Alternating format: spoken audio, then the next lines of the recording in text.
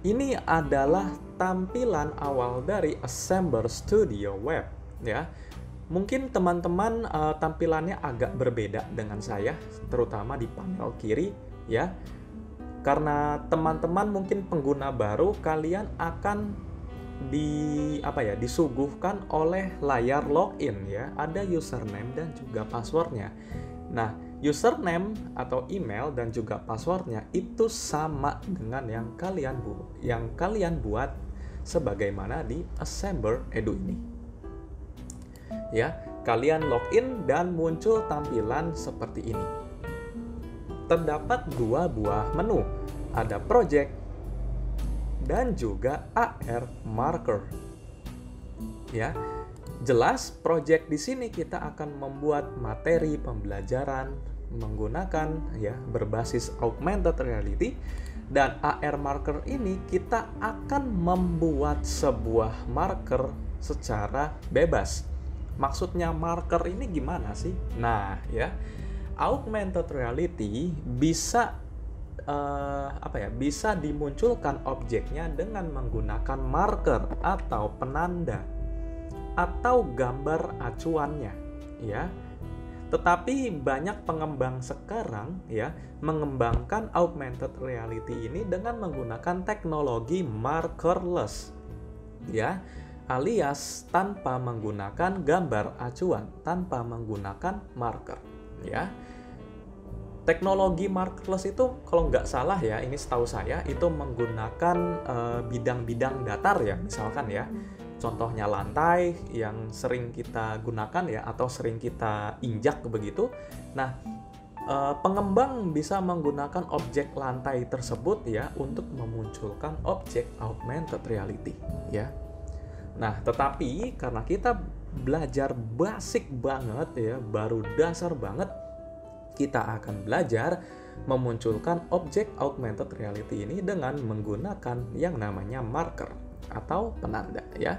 Jadi ketika marker atau gambar tersebut misalkan telah kita cetak begitu ya, atau kita tunjukkan, terus kamera HP kita menyorot ke marker tersebut, nah maka objek augmented reality-nya akan muncul. Nah, itulah gambaran sederhana mengenai AR markers ya. Ini bisa kita skip dulu ya, kita fokus ke project di sini ya. Nah, di sini kita akan membuat materi pembelajaran ya, konten pembelajaran. Kita klik tambah di sini. Sebuah tab baru akan muncul dengan layar kerja seperti ini. Ya. Nah, ini adalah grid ya, atau alas lah ibaratnya, di mana grid ini merupakan acuan utama dari marker kita akan diletakkan ya. Jadi anggap saja si grid ini sebagai marker atau alas lah, boleh di sini ya. Nah, di sini ada keterangan front ya, ada front di sini. Maksudnya adalah ya, kita mengakses si grid ini dari tampilan depan ya, jelas dari tampilan depan. Semisal kita putar lagi, nah ya, kita melihat markernya ini berasal dari sisi sebelah mana nih? Sebelah kanan ya. Ini dari belakang dan juga ini sisi kirinya. Ya. Kita fokus ke front saja ya. Nah, ini ya. Akan saya jelaskan di sini ada panel di sebelah kiri, ada menu save di sini, ada 3D objects, ada image, ada text, video, dan juga ada settings. Ya.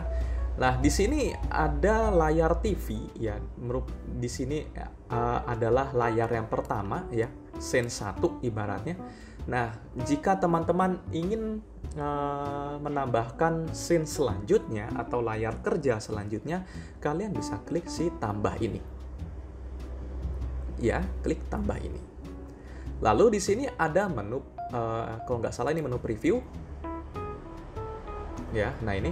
Nah, sayangnya menu preview ini bisa diakses melalui aplikasi Assembler Edu ya, yang bisa kalian download di Google Play Store dan juga App Store. Dan juga ada menu publish ya, dimana kita akan mempublikasikan konten pembelajaran kita ke khalayak umum, ya. Dan di sini ada object list, ya, di mana daftar-daftar objek yang telah kita susun di layar kerja ini, ya. Nah, kita akan mencoba menyisipkan objek 3 dimensi, ya, 3D objects di sini. Kita klik si menu 3D objects ini. Terdapat banyak pilihan berdasarkan tema di sini. Ada dinosaurus, ya. Nah, ini. Lalu ada musik, alat musik tradisional Indonesia, ya, luar biasa di sini. Ada tembok, ada kendaraan, dan juga apa ini? Ya, dan juga banyak lainnya, ya, banyak sekali. Tetapi teman-teman tidak bisa mengakses 3D objects ini secara keseluruhan, ya. Ibaratnya kalian mendapatkan semua objek-objek 3D yang ada di sini. Nyatanya tidak, ya. Assembler Edu ini sifatnya adalah freemium. Kalian bisa menggunakan fitur-fitur, ya, sebagian mungkin, ya, sebagian fitur yang ada di Assembler Edu ini secara gratis, ya. Tetapi jika kalian kurang puas dengan fitur gratis yang telah ditawarkan oleh Assembler Edu ini, kalian bisa upgrade, ya, ke fitur Pro ini. Dimana di fitur Pro ini kalian bisa menggunakan 3D objects yang Pro ini, ya. Sudah kebuka lah ibaratnya, ya. Tetapi saya rasa menggunakan free, ya, gratis saja ini sepertinya sudah cukup, ya. Nah, selain selain yang disediakan oleh Assembler Edu ini, kalian bisa mengupload objek 3D secara mandiri di sini, ya. Nah, jika kalian ingin mengupload model 3D secara custom, begitu, ya, yang tidak tersedia di sini, kalian bisa klik upload di sini, ya. Nah, disinilah, ya, kelemahan dari Assembler Studio Web-nya, ya.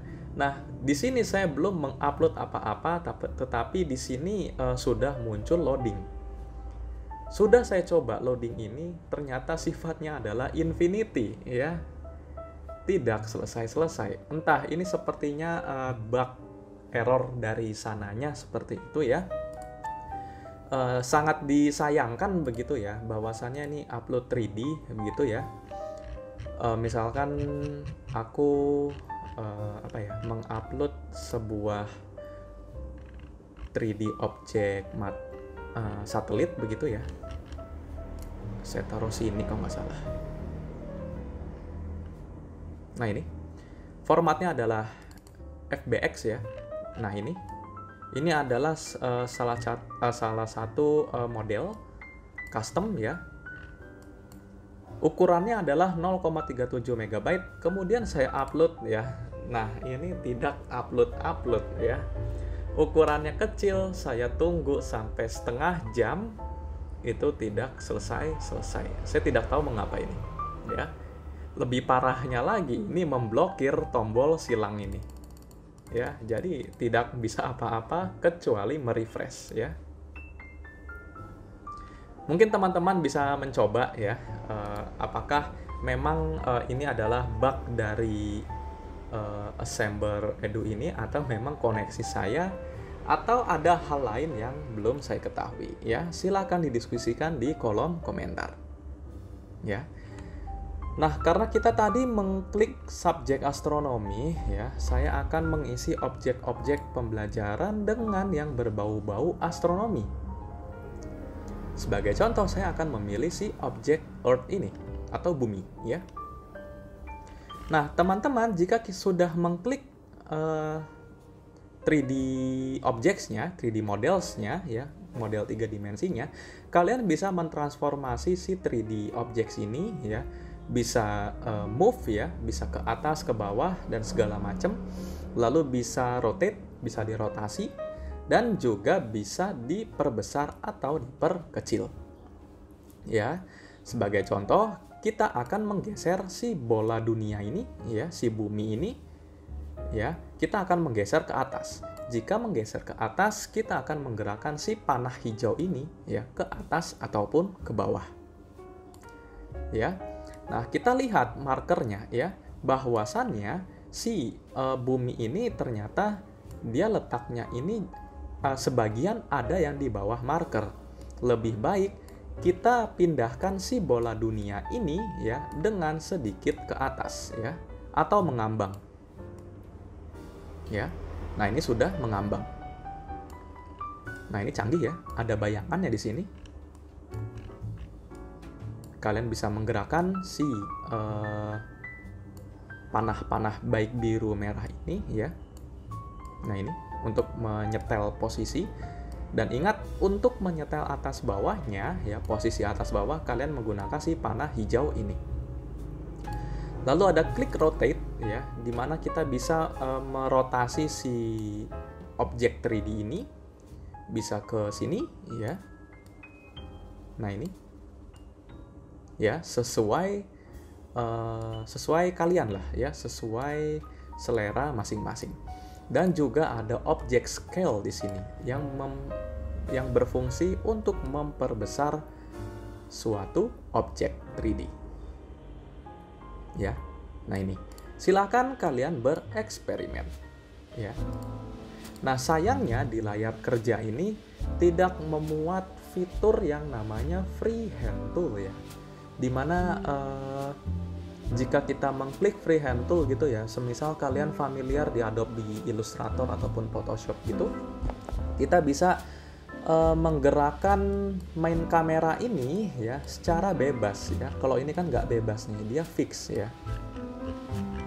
Nah, ini kekurangannya di situ. Jadi sedikit ada tantangan gitu, ya, dalam menyusun objek lebih dari satu, ya. Contoh lagi, kita akan menyusup atau menyisipkan sebuah satelit di sini. Wow, animasi, ya, terdapat animasi. Luar biasa. Ya, meskipun animasinya ini tidak mengorbit bumi begitu, ya, sebagaimana dalam dunia nyata, tapi saya rasa ini sudah cukup begitu, ya. Sudah it's okay lah, sudah bagus, ya. Nah, ini kita atur. Nah, inilah yang saya bilang, ya, tidak ada tools yang namanya freehand tool begitu, ya. Oke. Misalkan di sini kita atur elevasinya dan juga kita atur scale-nya. Kita akan kecilkan sedikit, ya, dan kita atur posisinya. Misalkan di sini, ini sesuai sesuai selera masing-masing, ya. Oke.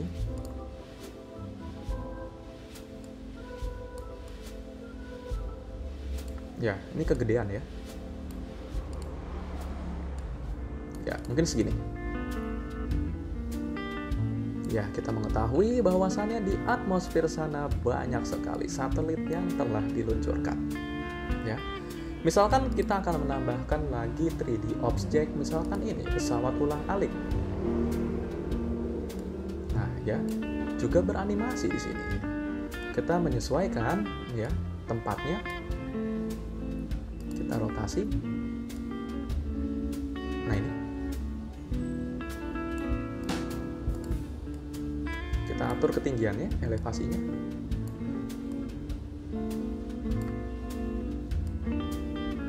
Ya.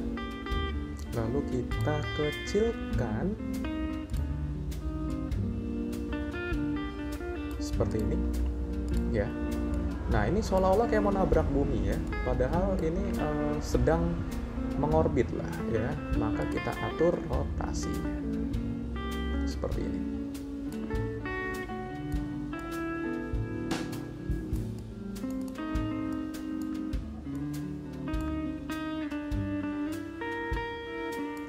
Ya, saya tekankan sekali lagi, ini bebas, ya. Kalian tidak perlu menyesuaikan dengan tutorial ini. Ya, mungkin cukup, ya. Ya, di sini ada 3 objek ya, ada Earth, ada Satellite, dan juga ada Space Shuttle. Ya. Nah, ya di object list terdapat 3 ya, terdapat 3 buah objek 3D.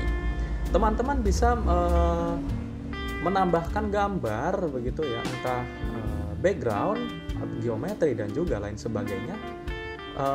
Cara cara menggunakannya sama dengan sebagaimana kita menyisipkan 3D objects. Lalu kalian juga bisa menambahkan teks 3D di sini. Misalkan saya ketik space begitu ya. Lalu kita klik place di sini. Lalu kita atur. Mana tulisannya? Oh, ini kecil sekali ya. Ya, kita perbesar teman-teman. Sudah seperti ini. Ya. Kita atur tempatnya. Dan juga kita atur elevasinya.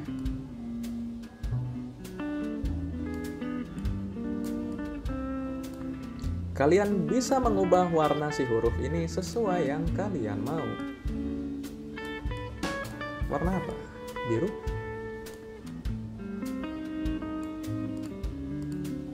Ya, kurang lebih seperti ini ya, space. Dan yang terakhir, kalian juga bisa menambahkan video pembelajaran. Ya, nah di mana video pembelajaran ini bisa kalian ambil melalui URL YouTube. Ya, di sini bisa kalian atur, bisa autoplay, bisa green screen video, ya, atau looping. Ya, silahkan kalian bereksperimen. Nah, kita telah membuat objek augmented reality sederhana. Teman-teman bisa menambahkan 3D objects yang lain ya, silahkan berkarya seperti itu. Ya. Nah, jika merasa sudah cukup ibaratnya, jangan lupa kalian klik si button save ini. Kita namai project ini misalkan apa ya? Space ya. Earth Space. Ya, nah ini preferensi masing-masing aja. Tentu ini save-nya ini melalui cloud-nya si Assembler Edu ini ya. Nah, jika sudah, kita akan memunculkan si 3 objek ini ke dalam realita ya, ibaratnya seperti itu ya. Dengan menggunakan smartphone kita, ya. Caranya kita klik publish di sini.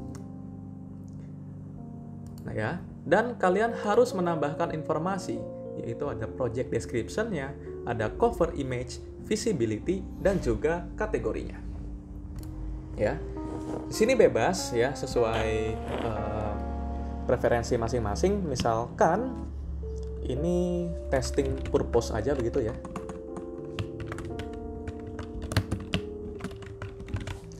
Nah, lalu untuk cover image ya, atau kalau di YouTube itu thumbnailnya, kalian bisa mendesain sendiri gambarnya, atau bisa kalian capture dari layar ini.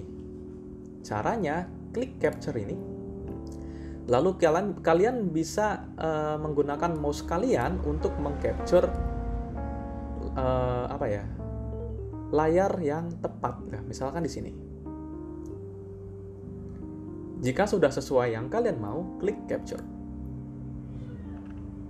Visibility-nya ya, ada private dan juga public ya. Nah, kalau di smartphone ya, jika kalian membuat objek 3D ini di smartphone ya, kalau nggak salah di private-nya ini sudah kebuka begitu ya. Jadi fitur private pro ini terkunci ketika kalian mengakses di website ya begitu. Saya belum mencoba di smartphone begitu ya. Apakah memang fitur privat di smartphone itu benar-benar kebuka atau seperti ini begitu ya. Lalu untuk kategorinya kita menyesuaikan saja ya. Misalkan ini di science begitu, klik submit. Jika sudah, kita bisa klik publish di sini. Nah, ya, ketika sudah mengklik publish, kita dihadapkan sebuah 3 metode dalam pembagian medianya di sini. Ada web player linknya, ada embed web playernya, dan juga ada generate QR marker. Nah, karena kita membahas teknologi augmented reality, kita memilih yang generate QR marker ini. Ya.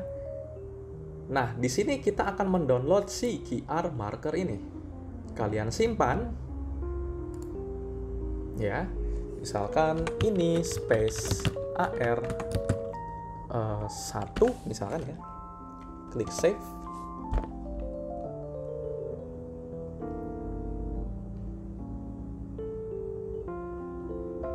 Ya, sudah ya. Nah, jika sudah, kita bisa buka. Nah, ini merupakan markernya atau gambar acuannya. Ya. Nah, teman-teman bisa memprint si marker ini dengan ketentuan ya, di FAQ assemblernya lebih baik kalian print si markernya ini dengan ukuran minimal yaitu 10 cm dikali 10 cm ya. 1:1, 10 cm minimal ya. Mengapa? Ya, karena biar kamera smartphone kita dengan mudah bisa bisa men-scan si QR ini sehingga objek yang baru saja kita buat ini muncul. Ya. Nah, misalkan kalian belum ada printan begitu ya, kalian bisa menggunakan smartphone yang lain ya, smartphone yang kedua misalkan yang bertujuan untuk menampilkan gambar si QR ini. Ya, silahkan.